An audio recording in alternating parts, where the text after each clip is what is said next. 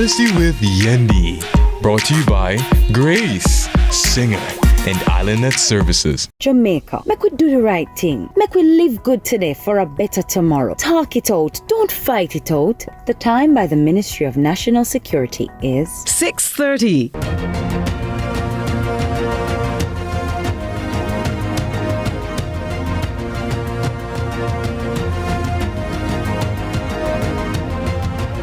The rate of change being experienced in Montego Bay needs to be studied. Already hailed as the tourism hub of the Caribbean, Jamaica's second city is not resting on its laurels, having announced a new range of initiatives while meeting major investment milestones in its push to become one of the most attractive and sustainable destinations in the region. And following an announcement this week by a Kingston-based entity with an eye for creative flair, St. James's capital may just become one of the most aesthetically exciting as well. Here's a short feature to bring you up to speed from Carla Ramdeen.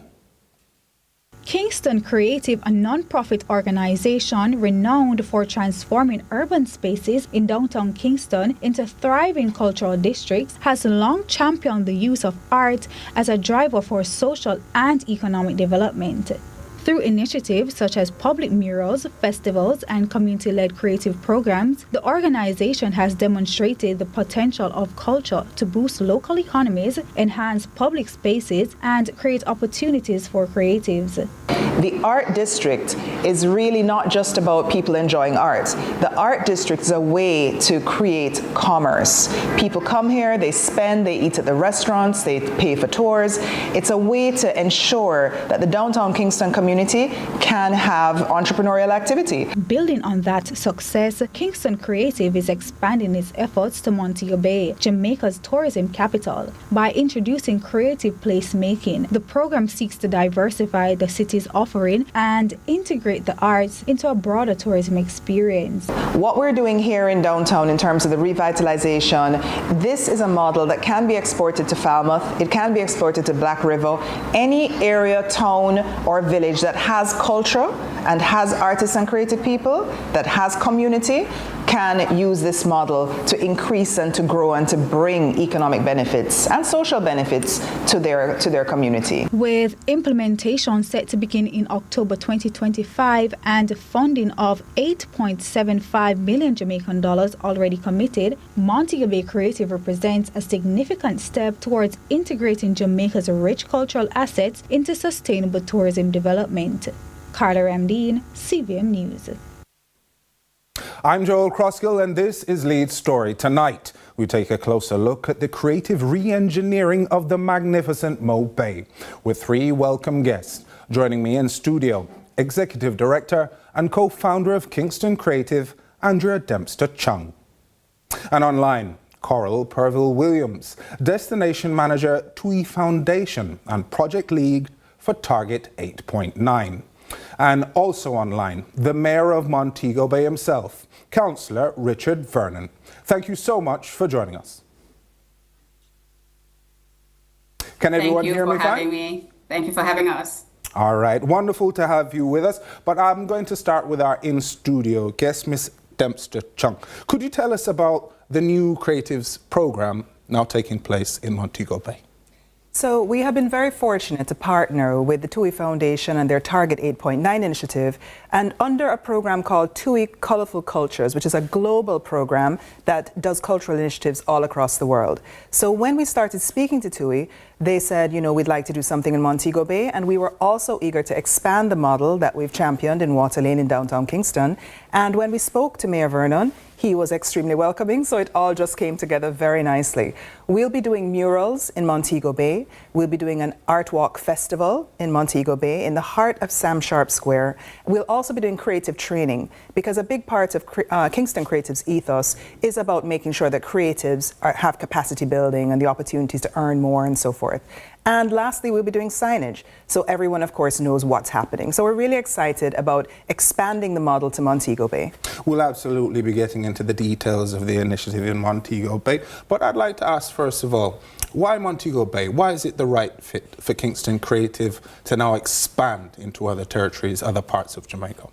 Well, the plan was always to expand. I think downtown Kingston, while it is, the cultural epicenter of Jamaica, it is used as a pilot project to see what works, what doesn't work, what benefits the creative most. And we always knew that we wanted to expand this. We worked with Minister Floyd Green as well to expand to Black River.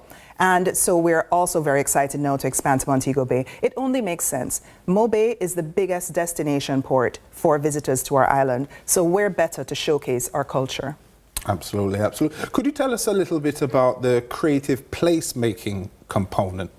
So creative placemaking is the term for using culture to activate a space. So if it's using art, it's using murals, it's using dance, story, song, film. It's using all of the creative arts to activate a space. So some people might call it beautification, but creative placemaking is when there's an actual benefit to the creatives that are involved. So it's not a beautification project, it's creative placemaking, because we see tour guides benefiting, we see creatives being employed, we see the public being engaged, and people growing their creative businesses. And that's what we hope to get from this program. All right, much more to come from this program in a moment. Our discussion continues after this break.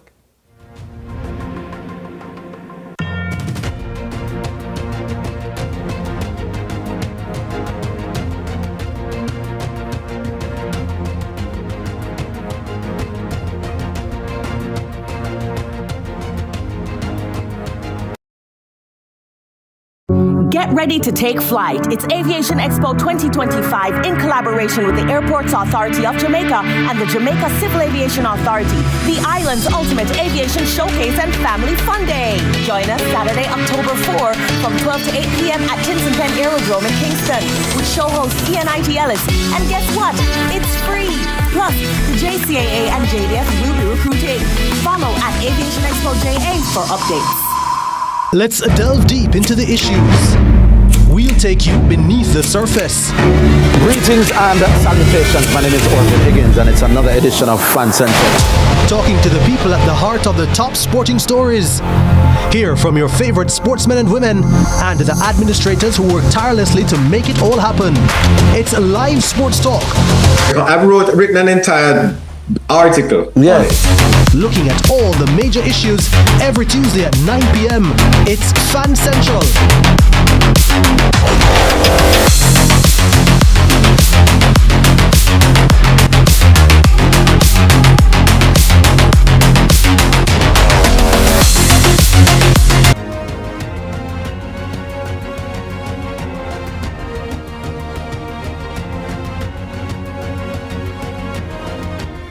Welcome back. This is Lead's Story. I'm Joel Croskew. We're looking at the new Mobay Creatives initiatives. To discuss the topic, I'm joined in studio by the Executive Director and Co-Founder of Kingston Creative, Andrea Dempster-Chung, and online, Coral Purville-Williams, Destination Manager, TUI Foundation, and Project Lead, Target 8.9. And a little later, we'll get to the Mayor of Montego Bay, Councillor Richard Vernon. Miss Williams. Hello, thank you. Hello, welcome to the program. Thank you so much for joining us. Thank you, my pleasure. So you would have heard Ms. Dempster-Chung talking about how this project coalesced. Could you tell us a little bit about your involvement and your foundation's involvement in the development of this initiative? So first of all, I'd like to give you a little bit of a synopsis about what TUI Care Foundation, who TUI Care Foundation is, and also our relationship with Target 8.9. So TUI Care Foundation is really a part of the larger TUI group, which you're probably familiar with as one of the largest tour operators in the world. And TUI Care Foundation is an independent charitable organization, but it's initiated by TUI, the tour company. And Target 8.9 is also a part of that group, which is particularly responsible for the implementation of projects that are funded by TUI Care Foundation. So what we do at TUI Care Foundation is we really build on the potential of tourism as a global force for good. And by that, I mean, we really support and initiate partnerships and projects which really create opportunities and really contribute to thriving communities around the world. And so what we are doing is part of a wider initiative that TUI Care Foundation has been embarking on around the world. Currently, we fund about 69 projects in over 30 countries. countries. And so in Jamaica, what we're looking to do is replicate some of those projects. Of course, we're customizing them to Jamaica's realities, of course. And so those projects we're looking at doing is projects that are sustainable, and projects that empower communities, and projects that empower locals within the communities and within Jamaica to really enhance their livelihoods and earn increased income. And so out of that, we decided that a Colorful Cultures project was going to be really one of the best things that we can implement. Jamaica is known worldwide for its culture. We're known for our heritage. We're known for, our creativity. And so we thought a great opportunity exists in Montego Bay to implement something like that in Montego Bay. We've seen what happens in Kingston. We've seen Kingston Creative's efforts and what they've produced downtown with the art walk. And we thought something similar would be great in Montego Bay. But not just the art walk. What we wanted was to create a general Colorful Cultures project that really supports local creatives in Montego Bay and encourages them to really stay within Montego Bay without having to go outside of the city to look for opportunities for earning an income. And so the Colorful Cultures project was great. We approached Kingston Creative as we thought they were the best organization to be able to support our initiative and to implement the project. And so that is how this came about. This project, with this partnership with Kingston Creative, is that the activities that Kingston Creative is going to be implementing, developing the mural and the Public Arts Festival, is really part of a larger project that we're looking to implement in Montego Bay. And so that project is going to be supporting an increased number of creatives. So we're looking to support up to about 120 creatives within the city. All right, Ms. Williams, forgive me, I just need to interject. I realize that a lot of the work that TUI does seems to go under the radar, so I'm greatly appreciative of you giving us that layout. But I'd like to speak to the Mayor, Councillor Richard Vernon. Mayor Vernon, are you there? I'm here. Welcome, Mayor Vernon. Can you tell me, what has the response been like in Montego Bay to this initiative, especially amongst the municipal corporation itself? Good evening to you and your viewers. It has been very good thus far. A matter of fact, this all came together in a seamless way. I spoke with Cora last year, and she was looking at, things to do in Montego Bay. What is there for us to do through TUI Foundation? And coincidentally, I was also speaking with Andrea, and we were looking at our Mobay Murals project that we wanted to launch in Montego Bay for the placemaking project. And she said placemaking instead of beautification, which is befitting, and indeed that is the correct thing to say and do. And when it all came together, Coral went back to Andrea to engage Kingston Creative, and it brought us right back in one space.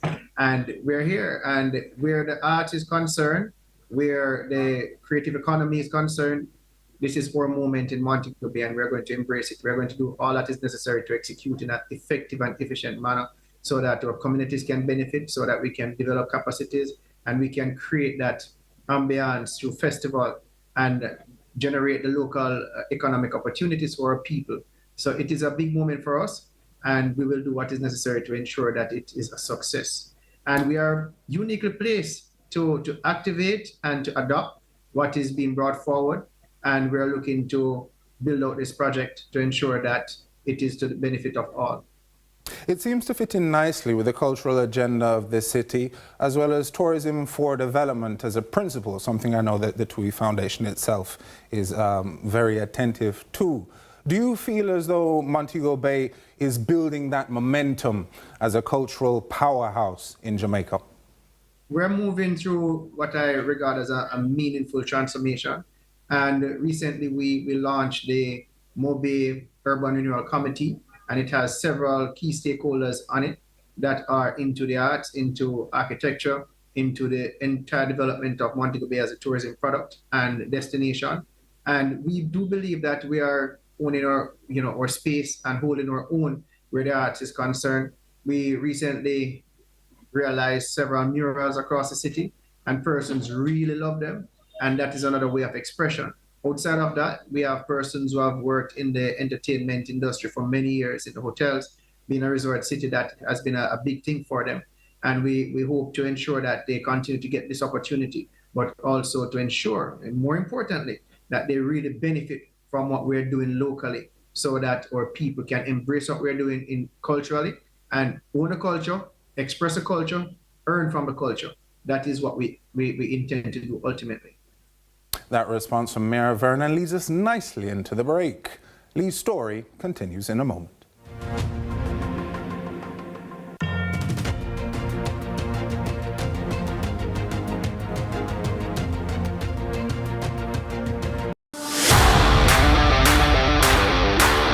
It's time. Welcome to High School Pitchside. We have another fascinating episode for you.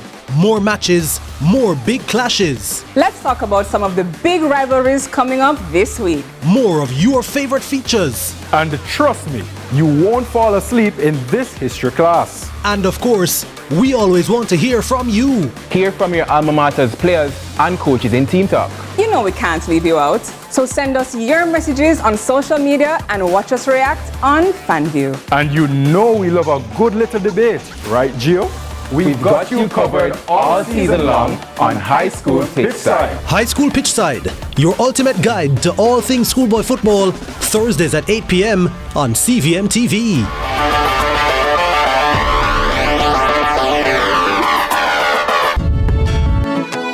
We want a piece for Jamaica. Yeah. Yo, what are you?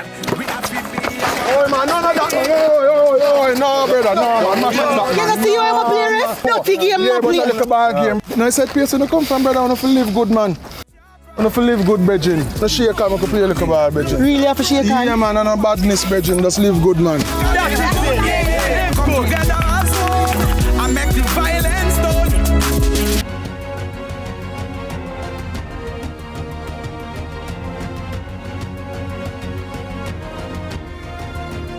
Welcome back. This is Lee's story. We're still looking at the new creative endeavor taking place in Montego Bay, Jamaica. It's a transition from something that began in the nation's capital with Kingston Creative. So, Ms. Dempster Chung, if you could tell us a little bit about the successes and the scale that Kingston Creative has reached and the potential for Montego Bay, where, as we know, the majority of tourists will be present. Yes, thanks, Joel. So I would have to say that we've attracted a lot of visitors to downtown Kingston, where visitors would not normally tread. And this has really grown the businesses of individual tour guides and attracted busloads of tourists who even drive from the North Coast. School children, you know, it has really become a focal point and on the map of, you know, what to do when you get to Kingston or when you get to Jamaica. I want to just mention that, you know, downtown Kingston and Water Lane actually won World's Best Creative Destination in 2023. And we just feel like, boy, we can win this for Mobay too. So, Mr. Mayor, I hope that we can apply together for Montego Bay to win a similar designation. I think Jamaica is such a powerful brand that, you know, if we just focus it, and our focus really is not just on enhancing the tourism ecosystem. It is really about focusing in on a niche, community cultural tourism. This is a type of tourism that is not extractive. It's a type of tourism that builds businesses, that enhances people's lives, that helps people to have autonomy and empowers them. And a great, you know, the mayor said it, so many people are creatives in Mobay in the West. And of course, we don't know who all of these people are. So this project is going to have a twin benefit, because we will get to surface all of the amazing artists, artisans, dancers, poets that are in the Western region through this project. And with that database, they can go all across the island and even come to Kingston and help us with, you know, everything that we're doing. So it has many, many benefits and layers. Absolutely. We've seen firsthand how the arts can be used as a social lubricant, as well as a lubricant to generate business and commerce in these spaces. We've seen it time and again, downtown Kingston, packed with people who really want to see Jamaican artisans, artists really exploring their creativity and beautifying the city while they're doing so. Mayor Vernon, what has the reaction been like amongst the creatives in Montego Bay, particularly the young creatives? They're eager to explore opportunities, and they've been asking for many opportunities of the government. They want funding for many of their projects. Even one of my assistants, he does the film, and he wants to get some funding to really push that into the hospitality sector. So, like a Jamaican Netflix kind of thing. And he has been doing movie nights. And apart from him, there are several others who they will go to the hotels because they really try to tap into this area. Of course, being the only resort city in Jamaica, this is where they want to explore and to try to earn from their talent, their skills, and their creativity. So they're excited about this opportunity and the showcasing. And I know that once we start, we will get more buying and we will see an explosive movement right across the city where persons are trying to get involved and also trying to express themselves through this sector. Ms. Williams, what has the engagement been like on your side of things? NGOs, the business community, how are they responding to this cultural renaissance in Montego Bay? Oh, it has been really heartwarming for us to see the response that we've been getting. There has been an eagerness for this kind of opportunity, and people are very welcoming of it. They're looking forward with anticipation to what is going to come out of it. So I think, and we've been engaging with some of the creative associations in Montego Bay as well, like the Montego Bay Creative Arts Network, which has an association of creatives that they represent. And so it's really heartwarming to see the response. They're eager, they're looking forward to the opportunities that will come from this project. All right, I think that's a good moment to recognize, Ms. Dempster Chung, that there's an open call out for Mobay artists to get involved in the project itself. Could you tell us a little bit about that and where they can sign up? Yes, absolutely. So if you follow us on our Instagram, Kingston Creative JM, there will be a flyer, and the link on the flyer is www.bit.ly Mobay Creative Registration. So just type this in, bit.ly Mobay Creative Registration, and this will allow artists, artisans, dancers, etc. to get involved, get in our database so that you can be a part of the festivals as well as the murals. And I just wanted to speak a little to, the support that we've gotten from the TEF, and particularly from Minister Ed Bartlett.